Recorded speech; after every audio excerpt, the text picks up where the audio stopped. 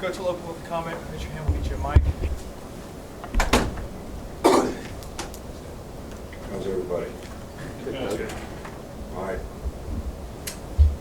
Well, I think it's really important to get everybody to play to our standard, this week. I think it's easy to get motivated and excited about playing certain games, but I think it's a true test of your character, that it's about how well you play, the pride you have in the performance, and that you motivate yourself to be able to go play at your standard. And, this team has been resilient all year long in terms of being able to overcome challenges. So we can't be satisfied with nothing but the best performance, and I think everybody needs to respond the right way. Now, it's very difficult preparation, especially their offense. First of all, to get a picture of what they do from the scout team is very difficult. The speed of, option football, blocking schemes, and, the defense is always reacting to what the offense does, so that's been very difficult for us. But we're working on it, trying to get it better, trying to get our players to play better and to play fast and understand what they need to do to be able to execute. It's a special day Saturday for 25 seniors. The pregame ceremony that we have for them probably is something that really makes me happy and proud to recognize these guys for the contribution that they've made on the field, off, in the community. And as a group, they've done an outstanding job of representing the University of Alabama. So, we're certainly excited about the recognition that they get. I hope our fans really support, this group so that they can do that. Injury-wise, Minka's probably the guy that will not be able to play this week. Dominic, everybody else has been able to practice a little bit. Kenyon Drake also is out, but other than that, I don't really have much about injuries. We'll start right here with Mark.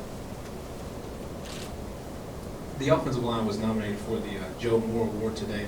Just how have you seen that group progress throughout the season? Well, I think in the last couple, 3 games, we really played well. Early on, we struggled with consistency. But in the last 2 or 3 weeks, I thought the group had done a really nice job. Ryan Kelly does a really good job and has done a good job all year. Cam was a little bit banged up early on, and he's really played well the last couple of weeks. And First Walker keeps getting better and better and better. Dominic's gotten better as the year's gone on. So that group has improved. And I think, that's really important. Shank has gotten better. But I think we still have, a ways to go, especially, in pass pro and some things like that, so that we can be a little bit more consistent in the passing game, which is something I feel that as a team, route running, execution, throwing and catching the ball, protection, all those things we need to improve on. Back with Cecil. Just following up on preparation, who's the scout team quarterback when you do have an option team that you're facing?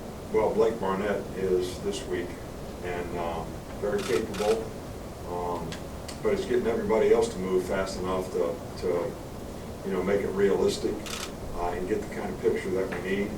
So, we're working on it. It was better today than it was yesterday, so hopefully it'll be better tomorrow. Michael in the middle. Last year, defensively, the big plays were an issue at the end of the year. This year, offensively, had some pretty good production with the big plays. I guess, how important has that been so far this year? Well, I think big plays are always important. We had some big plays for touchdowns in the last game, but if you look at numbers of big plays, we had 4 or 5. Our goal was to have 9 or 10. Explosive plays, that doesn't mean they're 60-yard plays. It means they're 15 and 20-yard plays, and we need to be more consistent to be able to reach that goal. I think one of the issues we had on defense in the last game was we gave up a few big plays. Some of it was just ball judgment, being in position to make plays that we didn't make. Some of it was not so good tackling, yards after, first contact. So we need to work on improving those things on defense to cut down on the big plays that we gave up, this past week. Over here with Aaron. You guys will get to play regular a lot on defense, but when you are, what have you seen from Darren Lake? And I guess he's one of the stronger guys on the team. What's he brought? Well, Darren has done a really good job for us. He's a real strong, guy in the interior. Does a good job of playing nose for us. And there's probably not a guy that I'm prouder of on our whole team than Darren Lake in terms of, where he's come as a person, how well he's done in school based on, his academic background, and how much he's improved as a football player. So, seeing those kind of guys come from where he came from and being successful, having a chance to graduate, getting to play and improve here as a player, it just, that's what college football is probably all about. Certainly the reason that I love it. Up front with Kurt. Coach, I was a little bit frivolous, but I was wondering what goes into the, what factors go into. I don't know what frivolous means. What factors go into, it's a light week for me. What factors go into your decision on a coin toss to start the game, and when do you make that? And is it game day because of the wind, or is it something you make a decision on earlier in the week? Or do you just have a philosophy on it? Well, we always have a staff meeting early in the morning on Saturday before a game, and that's when the decision gets made. It gets thought a lot about before, that. Last year, we took the ball almost every chance we got. This year, we've probably deferred more often than we've taken the ball, when we won the toss. Early on, when we took the ball early, we didn't start out very well. It's just, the one factor is always the wind. For me, I always want the wind in the fourth quarter if the wind's significant in the game. And, if you defer, you may not have the opportunity to do that, because in the second half you got to take the ball and they get to pick which way they kick. So, if that's the case, I'd rather start the game poorly and have a better chance to finish it with the win factor in your favor than to be the other way. We lost the championship when I was a coach at Toledo my first year. I probably told this story before. It was about a 40-mile-an-hour wind. We had a good offensive team. I can't remember exactly how it happened, but we couldn't get the win in the fourth quarter, and I didn't even think about it. I was the first-year head coach. So we go 2 minutes at the end of the game, and I think the score is 13-12. We're losing at Central Michigan, and this is the only game we lost in the MAC. And we get down to like the 20-yard line, and we got a good kicker. And the wind's blowing about 40 miles an hour right in his face. And if he makes a kick, we could win. He could have made it from 60 yards with the wind, and couldn't make it from 20 against him. So he kicked it, and it got about 3/4 of the way there and just went straight down. And we lost. So I kind of decided then that you need to have the wind in the fourth quarter if you have a chance.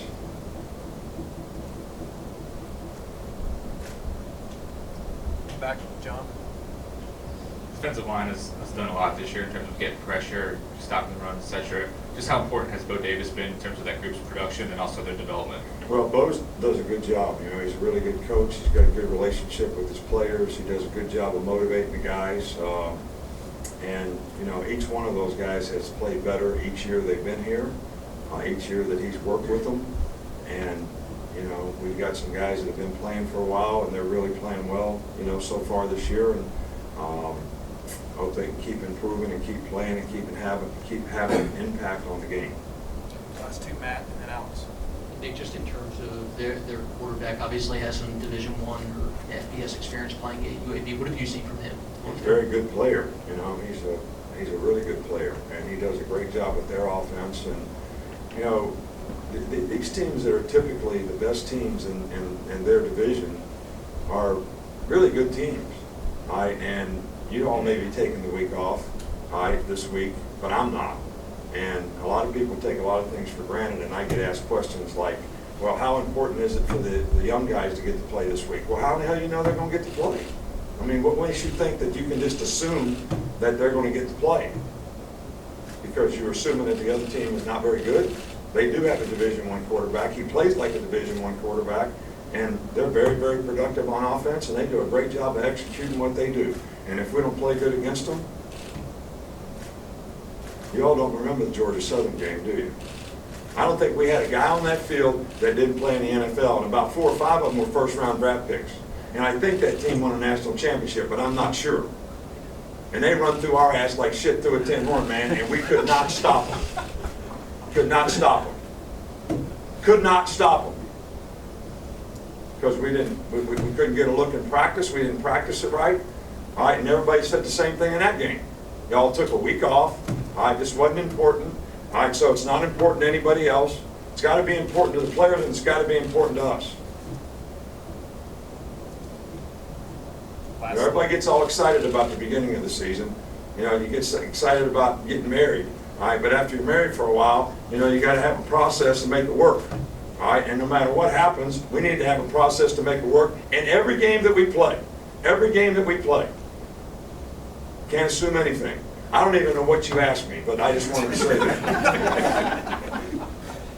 Did anybody see that game? I remember. You saw that game? Yeah. I think we'd given up like 300 yards rushing the whole season in 10 games. That's like 30 yards a game. And all anybody wanted to talk about was how dominant the front was and how nobody could run against us. They got 300 yards rushing in one game. You don't remember that? I don't know, maybe you weren't around then. I don't know, maybe you're not old enough. Finish up here. Please finish well, Alex. Sure you want to ask? I wanted to ask you, obviously, seniors are important every year. How special and how much of has this senior class been leaders this year as compared to maybe other years? No, we have a lot of guys that in the senior class that have been great contributors, you know, in this program. I mean, I'm not going to go through the guys individually, but we have, you know, 6 or 7, you know, seniors on defense that have really played a lot of football and been very, very productive players. They've been, you know, really good about influence and affecting other people, you know, in a positive way, which is, you know, part of leadership. You know, we got some guys on offense, not as many seniors on offense, but certainly the guys that are seniors have done a fabulous job for us and played a lot of really, really good football. So I just, you know, feel bad that Kenyon Drake, who has been a guy that's, you know, come a long ways around here in a lot of ways and is a really good football player, is not going to be able to play in his last game, you know, in Bryant-Denny Stadium. Thanks, Coach. All right, thank you. Can you bleep that one thing out of there?